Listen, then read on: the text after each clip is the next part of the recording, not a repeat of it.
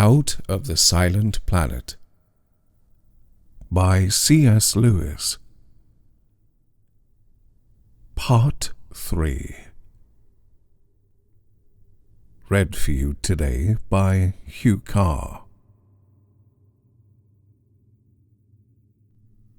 8.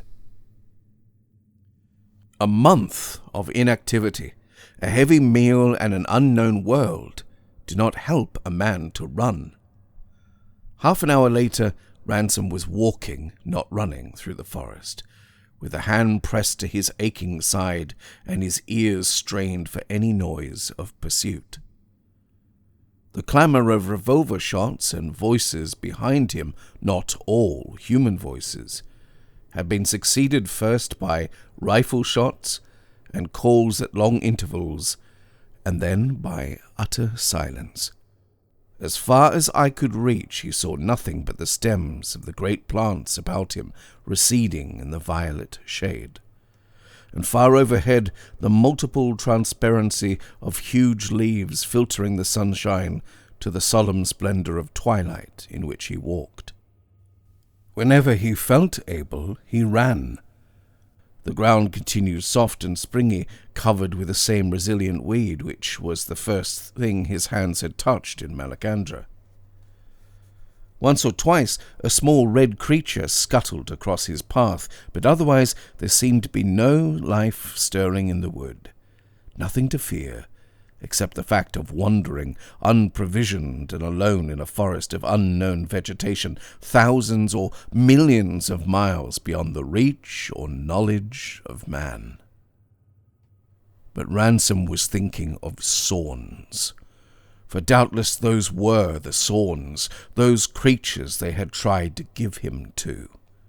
They were quite unlike the horrors his imagination had conjured up, and for that reason had taken him off his guard.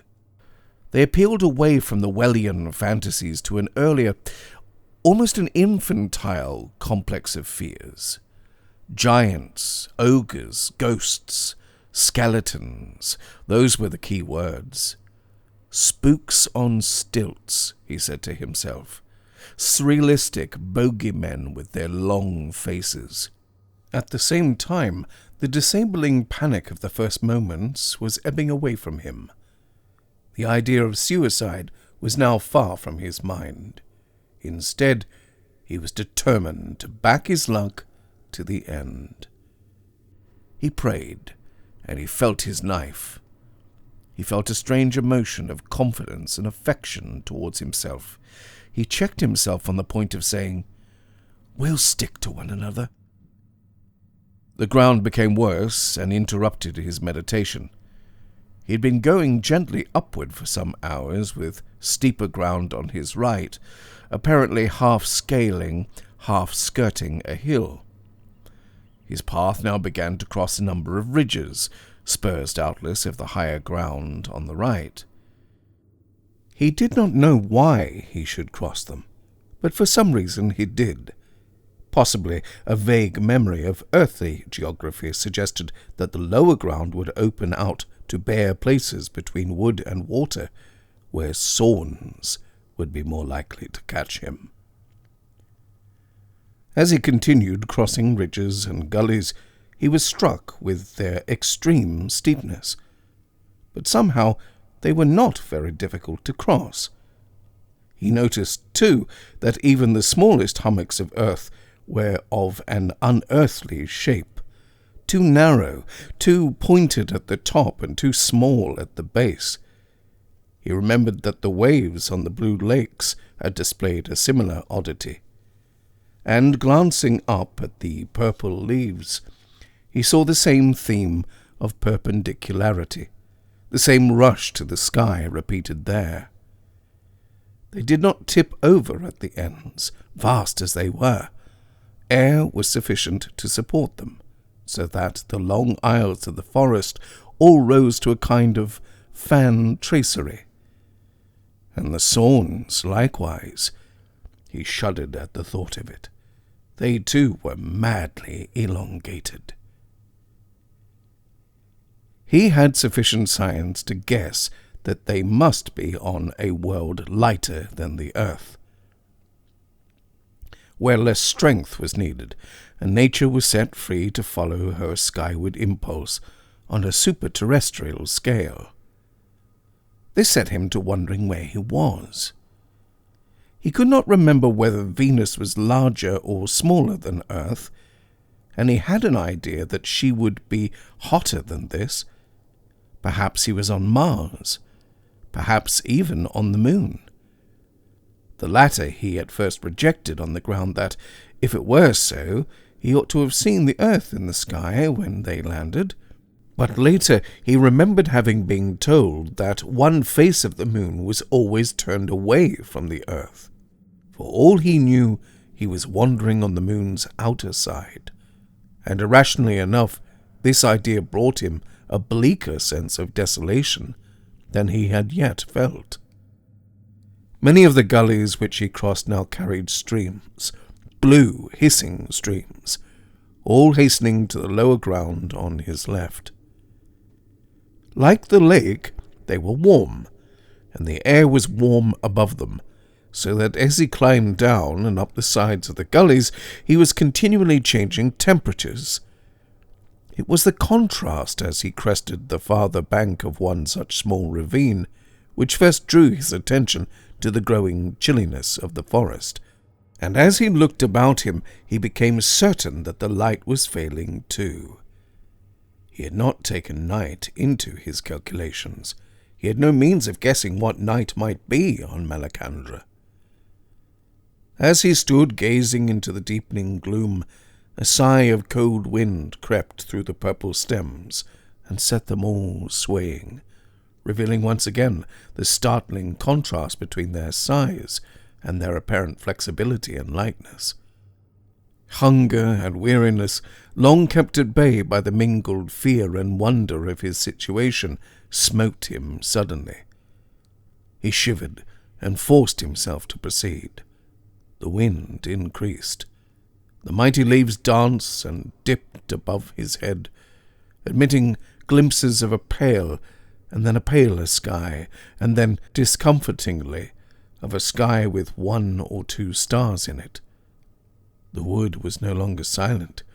His eyes darted hither and thither in search of an approaching enemy, and discovered only how quickly the darkness grew upon him.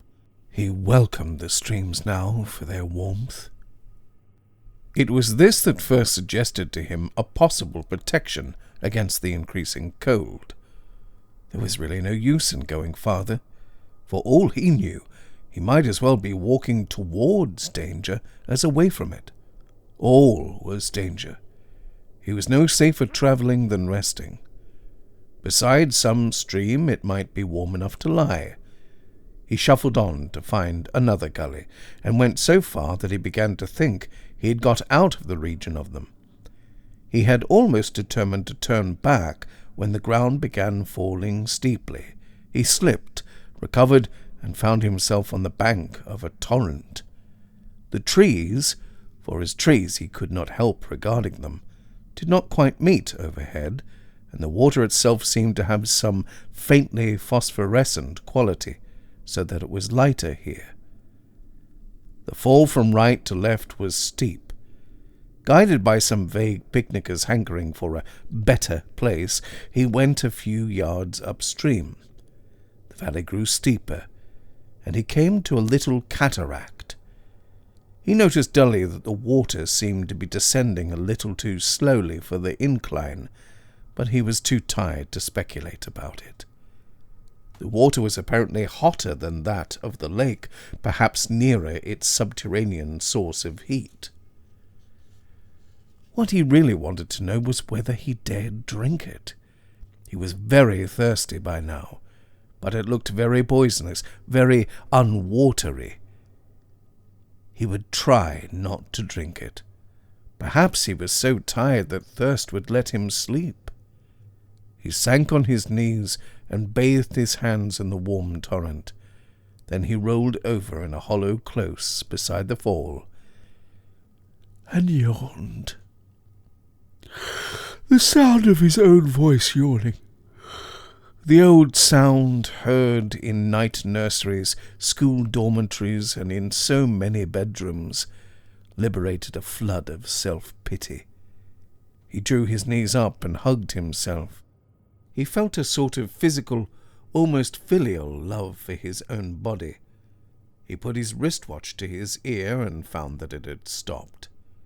He wound it, muttering, half-whimpering to himself.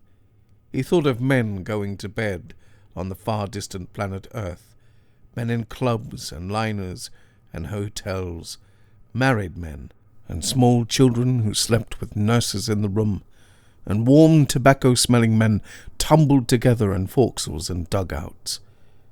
The tendency to talk to himself was irresistible. "We'll look after you, Ransom. We'll stick together, old man." It occurred to him that one of those creatures with snapping jaws might live in the stream. "You're quite right, Ransom," he answered mumblingly. "It's not a safe place to spend the night. We'll just rest a bit till you feel better. Then we'll go on again. Not now. Presently." 9. It was thirst that woke him. He had slept warm, though his clothes were damp, and found himself lying in sunlight, the blue waterfall at his side, dancing and coruscating with every transparent shade in the whole gamut of blue, and flinging strange lights far up to the underside of the forest leaves. The realization of his position as it rolled heavily back upon consciousness was unbearable. If only he hadn't lost his nerve, the Sorns would have killed him by now. Then he remembered with inexpressible relief that there was a man wandering in the wood. Poor devil! He'd be glad to see him. He would come up to him and say, "Hello, Ransom." He stopped, puzzled. No, it was only himself. He was Ransom. Or was he? Who was the man whom he had led to a hot stream and tucked up in bed, telling him not to drink the strange water? Obviously some newcomer who didn't know the place as well as he. But whatever Ransom had told him, he was going to drink now. He lay down on the bank and plunged his face in the warm, rushing liquid. It was good to drink. It had a strong mineral flavor, but it was very good. He drank again and found himself greatly refreshed and steadied. All that about the other Ransom was nonsense. He was quite aware of the danger of madness, and applied himself vigorously to his devotions and his toilet. Not that madness mattered much. Perhaps he was mad already, and not really on Malacandra, but safe in bed in an English asylum. If only it might be so. He would ask Ransom. Curse it! There his mind went, playing the same trick again. He rose and began walking briskly away. The delusions reoccurred every few minutes, as long as this stage of his journey lasted. He learned to stand still mentally, as it were, and let them roll over his mind. It was no good bothering about them. When they were gone, you could resume sanity again. Far more important was the problem of food. He tried one of the trees with his knife. As he expected, it was toughly soft like a vegetable, not hard like wood. He cut a little piece out of it, and under this operation the whole gigantic organism vibrated to its top. It was like being able to shake the mast of a full-rigged ship with one hand. When he put it in his mouth, he found it was almost tasteless, but by no means disagreeable, and for some minutes he munched away contentedly. But he made no progress. The stuff was quite unswallowable, and could only be used as a chewing gum. As such he used it, and after it many other pieces, not without some comfort. It was impossible to continue yesterday's flight as a flight. Inevitably, it degenerated into an endless ramble, vaguely motivated by the search for food. The search was necessarily vague, since he did not know whether Malacandra held food for him, or how to recognize it if it did. He had one bad fright in the course of the morning, when passing through a somewhat more open glade, he became aware first of a huge yellow object, then of two, and then of an indefinite multitude coming towards him. Before he could fly, he found himself in the midst of a herd of enormous, pale, furry creatures, more like giraffes than anything else he could think of, except that they could and did raise themselves on their hind legs, and even progress several paces in that direction. They were slenderer and very much higher than giraffes, and were eating the leaves off the tops of the purple plants. They saw him and stared at him with their big liquid eyes, snorting in basso profundissimo, but had apparently no hostile intentions. Their appetite was voracious. In 5 minutes they had mutilated the tops of a few hundred trees and admitted a new flood of sunlight into the forest. Then they passed on. This episode had an infinitely comforting effect on Ransom.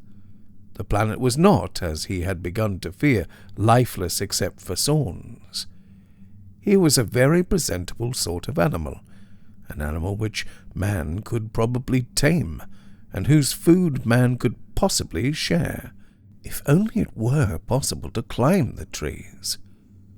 He was staring about him with some idea of attempting this feat, when he noticed that the devastation wrought by the leaf-eating animals had opened a vista overhead beyond the plant tops to a collection of the same greenish-white objects which he had seen across the lake at their first landing. This time they were much closer. They were enormously high, so that he had to throw back his head to see the top of them. They were something like pylons in shape, but solid, irregular in height and grouped in an apparently haphazard and disorderly fashion. Some ended in points that looked from where he stood as sharp as needles, while others, after narrowing towards the summit, expanded again into knobs or platforms that seemed to his terrestrial eyes ready to fall at any moment. He noticed that the sides were rougher and more seamed with fissures than he had realized at first. Between two of them he saw a motionless line of twisting blue brightness, obviously a distant fall of water. It was this which finally convinced him that the things, in spite of their improbable shape, were mountains. And with that discovery, the mere oddity of the prospect was swallowed up in the fantastic sublime. Here, he understood, was the full statement of that perpendicular theme which beast and plant and earth all played on Malacandra. Here in this riot of rock, leaping and surging skyward like solid jets from some rock fountain, and hanging by their own lightness in the air, so shaped, so elongated, that all terrestrial mountains must ever after seem to him to be mountains lying on their sides. He felt a lift and lightening at the heart. But next moment his heart stood still. Against the pallid background of the mountains, and quite close to him, for the mountains themselves seemed but a quarter of a mile away, a moving shape appeared. He recognized it instantly as it moved slowly, and he thought stealthily, between two of the denuded plant tops. The giant stature, the cadaverous leanness, the long, drooping, wizard-like profile of a Sorn. The head appeared to be narrow and conical. The hands, or paws, with which it parted the stems before it as it moved, were thin, mobile, spidery, and almost transparent. He felt an immediate certainty that it was looking for him. All this he took in an infinitesimal time. The ineffaceable image was hardly stamped on his brain before he was running as hard as he could into the thickest of the forest. He had no plan save to put as many miles as he could between himself and the Sorn. He prayed fervently that there might be only one. Perhaps the wood was full of them. Perhaps they had the intelligence to make a circle round him. No matter. There was nothing for it now but sheer running, knife in hand. The fear had all gone into action. Emotionally, he was cool and alert and ready as he ever would be for the last trial. His flight led him downhill at an ever-increasing speed.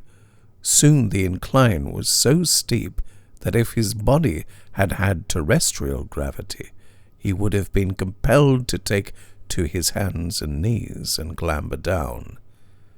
Then he saw something gleaming ahead of him. A minute later he had emerged from the wood altogether. He was standing, blinking in the light of the sun and water, on the shore of a broad river, and looking out on a flat landscape of intermingled river, lake, island, and promontory, the same sort of country in which his eyes had first rested in Malacandra. There was no sound of pursuit. Ransom dropped down on his stomach and drank, cursing a world where cold water seemed to be unobtainable. Then he lay still to listen and to recover his breath. His eyes were upon the blue water. It was agitated. Circles shuddered, and bubbles danced 10 yards away from his face. Suddenly the water heaved, and a round, shining black thing like a cannonball came into sight. Then he saw eyes and mouth, a puffing mouth beaded with bubbles. More of the thing came up out of the water. It was gleaming black. Finally it splashed and wallowed to the shore and rose, steaming on its hind legs, 6 or 7 feet high and too thin for its height, like everything in Malacandra. It had a coat of thick black hair, lucid as sealskin, very short legs with webbed feet, a broad beaver-like or fish-like tail, strong forelimbs with webbed claws or fingers, and some complication halfway up the belly which Ransom took to be its genitals. It was something like a penguin, something like an otter, something like a seal. The slenderness and flexibility of the body suggested a giant stoat. The great round head, heavily whiskered, was mainly responsible for the suggestion of seal, but it was higher in the forehead than a seal's, and the mouth was smaller. There comes a point at which the actions of fear and precaution are purely conventional, no longer felt as terror or hope by the fugitive. Ransom lay perfectly still, pressing his body as well down into the weed as he could, in obedience to a wholly theoretical idea that he might thus pass unobserved. He felt little emotion. He noted in a dry, objective way that this was apparently to be the end of his story, caught between a Sorn from the land and a big black animal from the water. He had, it is true, a vague notion that the jaws and mouth of the beast were not those of a carnivore, but he knew that he was too ignorant of zoology to do more than guess. Then something happened which completely altered his state of mind. The creature, which was still steaming and shaking itself on the bank, and had obviously not seen him, opened its mouth and began to make noises. This in itself was not remarkable, but a lifetime of linguistic study assured Ransom almost at once that these were articulate noises. The creature was talking. It had language. If you are not yourself a philologist, I'm afraid you must take on trust the prodigious emotional consequences of this realization in Ransom's mind. A new world he had already seen, but a new, an extraterrestrial, a non-human language was a different matter. Somehow he had not thought of this in connection with the Sorns. Now it flashed upon him like a revelation. The love of knowledge is a kind of madness. In the fraction of a second which it took Ransom to decide that the creature was really talking, and while he still knew that he might be facing instant death, his imagination had leaped over every fear and hope and probability of his situation to follow the dazzling project of making a Malacandrian grammar. An introduction to the Malacandrian language, the lunar verb, a concise Martian English dictionary. The titles flitted through his mind. And what might one not discover from the speech of a non-human race? The very form of language itself, the principle behind all possible languages, might fall into his hands. Unconsciously, he raised himself on his elbows and stared at the black beast. It became silent. The huge bullet head swung round, and lustrous amber eyes fixed him. There was no wind on the lake or in the wood. Minute after minute, in utter silence, the representatives of two so far divided species stared each into the other's face. Ransom rose to his knees. The creature leaped back, watching him intently, and they became motionless again. Then it came a pace nearer, and Ransom jumped up and retreated, but not far. Curiosity held him. He summoned up his courage and advanced, holding out his hand. The beast misunderstood the gesture.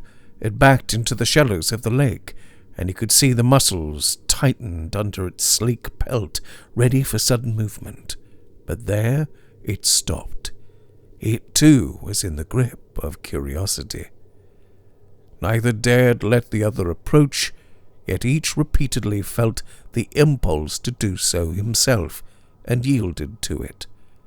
It was foolish, frightening, ecstatic, and unbearable all in one moment. It was more than curiosity. It was like a courtship, like the meeting of the first man and the first woman in the world. It was like something beyond that. So natural is the contact of sexes, so limited the strangeness, so shallow the reticence, so mild the repugnance to be overcome, compared with the first tingling intercourse of two different but rational species. The creature suddenly turned and began walking away. A disappointment like despair smote Ransom. "Come back!" he shouted in English. The thing turned, spread out its arms, and spoke again in its unintelligible language. Then it resumed its progress.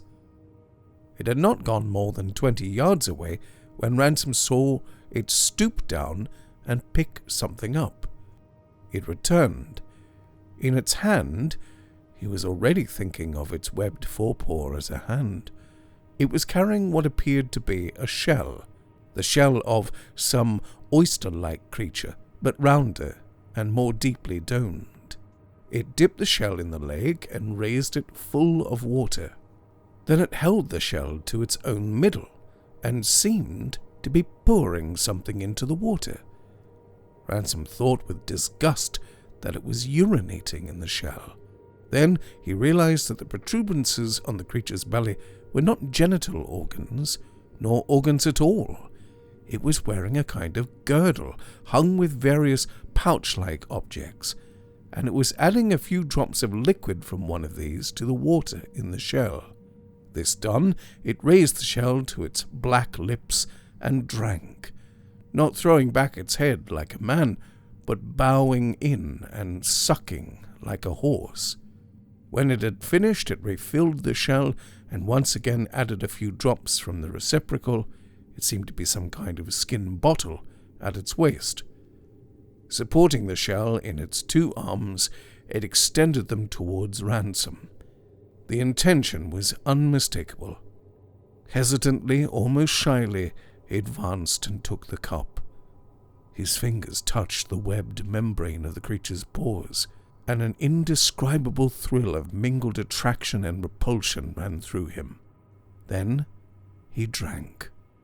Whatever had been added to the water was plainly alcoholic. He had never enjoyed a drink so much. "Thank you," he said in English. "Thank you very much." The creature struck itself on the chest and made a noise.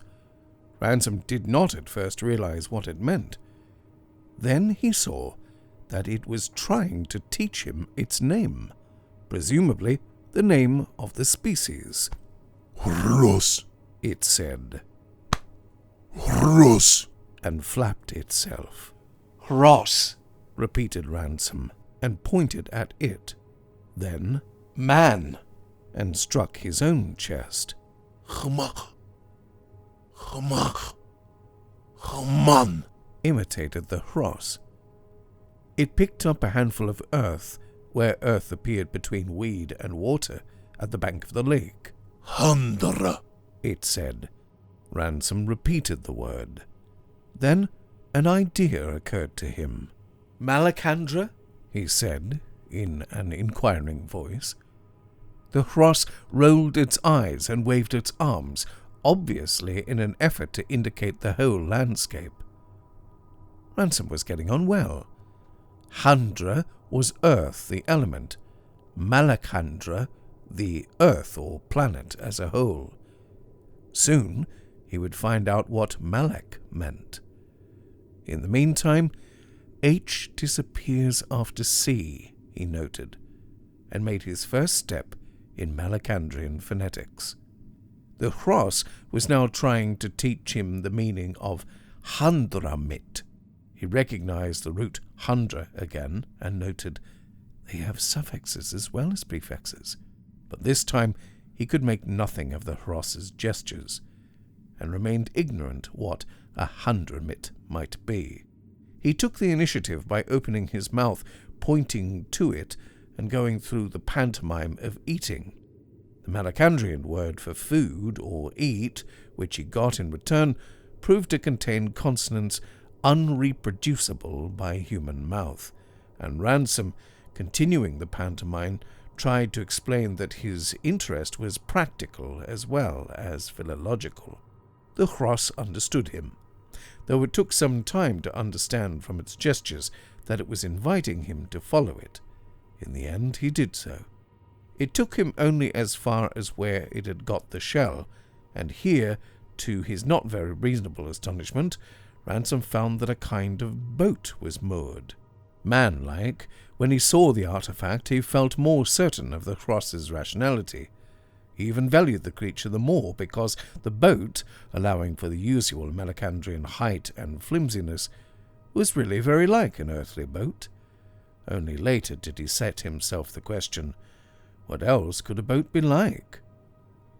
The Ross produced an oval platter of some tough but slightly flexible material, covered it with strips of a spongy, orange-colored substance, and gave it to Ransom.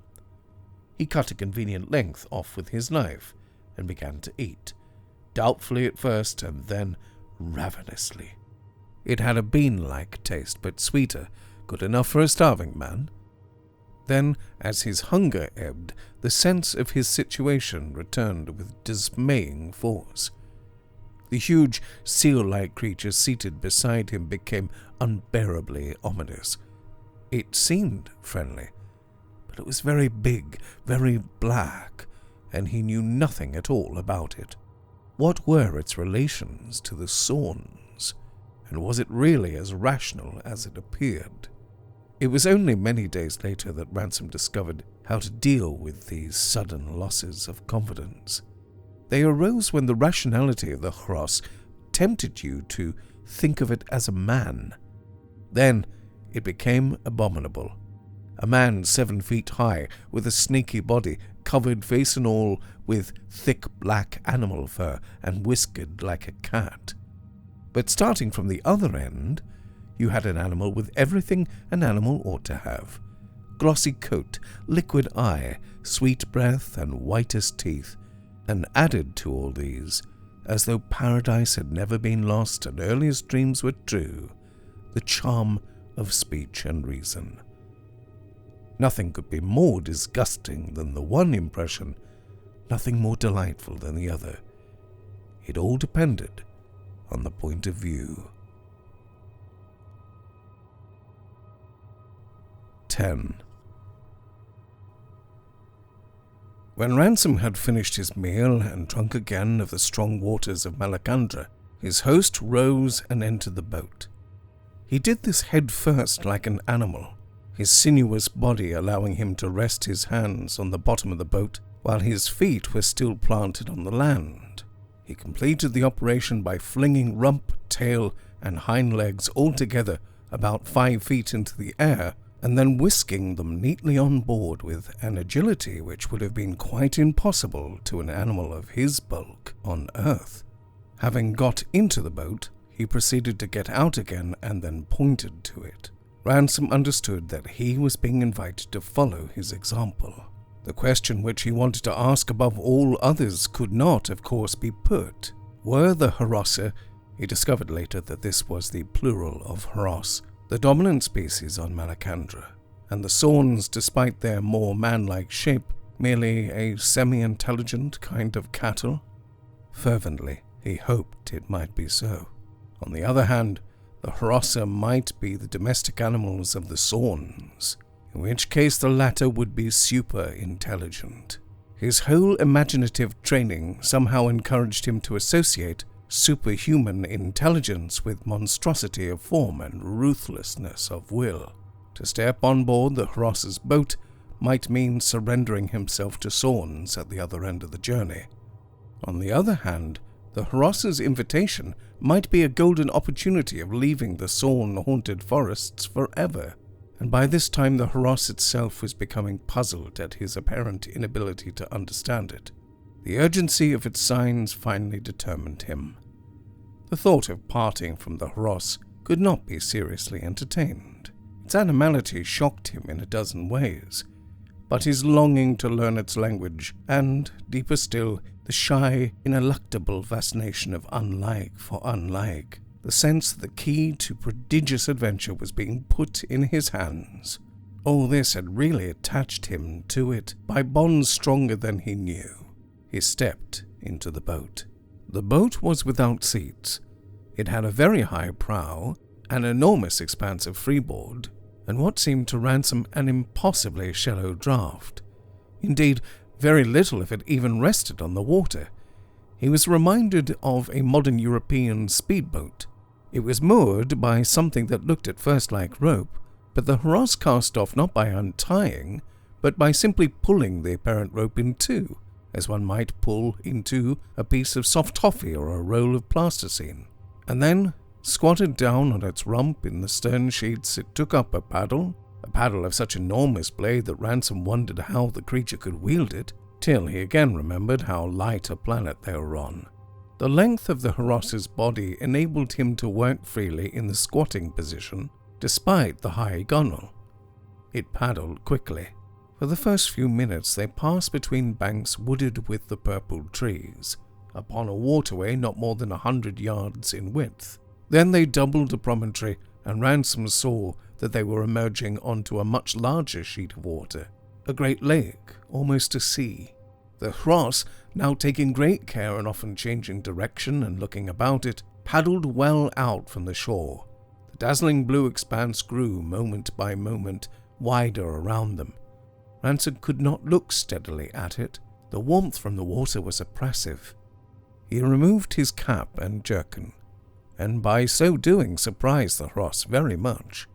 He rose cautiously to a standing position and surveyed the Malacandrian prospect, which had opened on every side. Before and behind them lay the glittering lake, here studded with islands, and there smiling uninterruptedly at the pale blue sky. The sun, he noticed, was almost immediately overhead. They were in the Malacandrian tropics. At each end, the lake vanished into more complicated groupings of land and water, softly, featherily embossed in the purple giant weed. But this marshy land, or chain of archipelagos as he now beheld it, was bordered on each side with jagged walls of the pale green mountains, which he could still hardly call mountains, so tall they were, so gaunt, sharp, narrow, and seemingly unbalanced. On the starboard they were not more than a mile away, and seemed divided from the water only by a narrow strip of forest. To the left they were far more distant, though still impressive, perhaps 7 miles from the boat. They ran on each side of the watered country as far as he could see, both onwards and behind them. He was sailing, in fact, on the flooded floor of a majestic canyon nearly 10 miles wide and of unknown length. Behind and sometimes above the mountain peaks, he could make out in many places great billowy piles of the rose-red substance which he had yesterday mistaken for cloud. The mountains, in fact, seemed to have no fall of ground behind them. They were rather the serrated bastion of immeasurable tablelands, higher in many places than themselves, which made the Malacandrian horizon left and right, as far as eye could reach. Only straight ahead and straight astern was the planet cut with the vast gorge, which now appeared to him only as a rut or crack in the tableland. He wondered what the cloud-like red masses were, and endeavoured to ask by signs. The question was, however, too particular for sign language. The Chross, with a wealth of gesticulation, its arms and forelimbs were more flexible than his, and in quick motion, almost whip-like, made it clear that it supposed him to be asking about the high ground in general. It named this Harandra. The low-watered country, the gorge or canyon, appeared to be Handramit. Ransom grasped the implications. Handra, earth; Harandra, high earth, mountain; Handramit, low earth, valley. Highland and lowland, in fact. The peculiar importance of the distinction in Malacandrian geography he learned later. By this time the Hross had attained the end of its careful navigation. They were a couple of miles from land when it suddenly ceased paddling and sat tense with its paddle poised in the air. At the same moment the boat quivered and shot forward as if from a catapult. They had apparently availed themselves of some current. In a few seconds they were racing forward at some 15 miles an hour, and rising and falling on the strange, sharp, perpendicular waves of Malacandra, with a jerky motion quite unlike that of the choppiest sea that Ransom had ever met on earth. It reminded him of disastrous experiences on a trotting horse in the army, and it was intensely disagreeable. He gripped the gunwale with his left hand and mopped his brow with his right. The damp warmth from the water had become very troublesome. He wondered if the Malacandrian food, and still more the Malacandrian drink, were really digestible by a human stomach. Thank heaven he was a good sailor, at least a fairly good sailor. At least... Hastily he leaned over the side. Heat from blue water smote up to his face. In the depth he thought he saw eels playing, long silvery eels. The worst happened not once but many times. In his misery he remembered vividly the shame of being sick at a children's party, long ago in the star where he was born. He felt a similar shame now. It was not thus that the first representative of humanity would choose to appear before a new species. Did Hrossa vomit too? Would it know what he was doing? Shaking and groaning, he turned back into the boat. The creature was keeping an eye on him, but its face seemed to him expressionless. It was only long after that he learned to read the Malacandrian face. The current, meanwhile, seemed to be gathering speed. In a huge curve they swung across the lake to within a furlong of the farther shore, then back again, and once more onward, in giddy spirals and figures of 8, while purple wood and jagged mountain raced backwards, and Ransom loathingly associated their sinuous course with the nauseous curling of the silver eels. He was rapidly losing all interest in Malacandra. The distinction between Earth and other planets seemed of no importance compared with the awful distinction of earth and water. He wondered despairingly whether the Hross habitually lived on water. Perhaps they were going to spend the night in this detestable boat. His sufferings did not, in fact, last long. There came a blessed cessation of the choppy movement and a slackening of speed, and he saw that the Hross was backing water rapidly. They were still afloat, with shores close on each side, between them a narrow channel in which the water hissed furiously, apparently a shallow. The Hross jumped overboard, splashing abundance of warm water into the ship. Ransom more cautiously and shakily clambered after it. He was about up to his knees. To his astonishment, the Hross, without any appearance of effort, lifted the boat bodily onto the top of its head, steadying it with one forepaw, and proceeded erect as a Grecian caryatid to the land. They walked forward, if the swinging movements of the Hross's short legs from its flexible hips could be called walking, beside the channel. In a few minutes, Ransom saw a new landscape. The channel was not only a shallow, but a rapid, the first indeed of a series of rapids by which the water descended steeply for the next half-mile. The ground fell away before them, and the canyon, or Handramit, continued at a very much lower level. Its walls, however, did not sink with it, and from his present position Ransom got a clearer notion of the lie of the land. Far more of the highlands to left and right were visible, sometimes covered with the cloud-like red swellings, but more often level, pale and barren, to where the smooth line of their horizon marched with the sky. The mountain peaks now appeared only as the fringe or border of the true highland, surrounding it as the lower teeth surround the tongue. He was struck by the vivid contrast between Harandra and Handramit. Like a rope of jewels, the gorge spread beneath him, purple, sapphire blue, yellow, and pinkish white, a rich and variegated inlay of wooded land, and disappearing, reappearing, ubiquitous water. Malacandra was less like Earth than he had been beginning to suppose.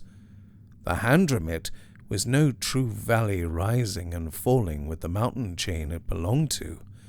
Indeed, it did not belong to a mountain chain. It was only an enormous crack or ditch of varying depth, running through the high and level Harandra. The latter, he now began to suspect, was the true surface of the planet. Certainly would appear as the surface to a terrestrial astronomer. To the Handramit itself there seemed no end. Uninterrupted and very nearly straight, it ran before him, a narrowing line of colour, to where it clove the horizon with a V-shaped indenture. There must be 100 miles of it in view, he thought, and he reckoned that he had put some 30 or 40 miles of it behind him since yesterday. All this time they were descending beside the rapids to where the water was level again, and the Hross could relaunch its skiff. During this walk Ransom learned the words for boat, rapid, water, sun, and carry, The latter, as his first verb, interested him particularly. The Hross was also at some pains to impress upon him an association or relation which it tried to convey by repeating the contrasting pairs of words Hrossa, Handramit, and Serani, Harondra. Ransom understood him to mean that the Hrossa lived down in the Handramit and the Serani up on the Harandra. What the deuce was Serani, he wondered. The open reaches of the Harandra did not look as if anything lived up there. Perhaps the Hrossa had a mythology. He took it for granted that they were on a low cultural level, and the Serani were gods or demons. The journey continued, with frequent, though decreasing, reoccurrences of nausea for Ransom. Hours later he realized that Serani might very well be the plural of Sorn. The sun declined on their right. It dropped quicker than on Earth, or at least on those parts of Earth that Ransom knew, and in the cloudless sky it had little sunset pomp about it. In some other queer way which he could not specify, it differed from the sun he knew. But even while he speculated, the needle-like mountain tops stood out black against it, and the Harandramit grew dark, though eastward, to their left, the high country of the Harandra still shone pale rose, remote and smooth and tranquil, like another and more spiritual world.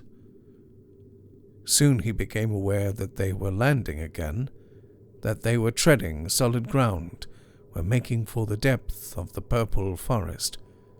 The motion of the boat still worked in his fantasy, and the earth seemed to sway beneath him. This, with weariness and twilight, made the rest of the journey seem dreamlike.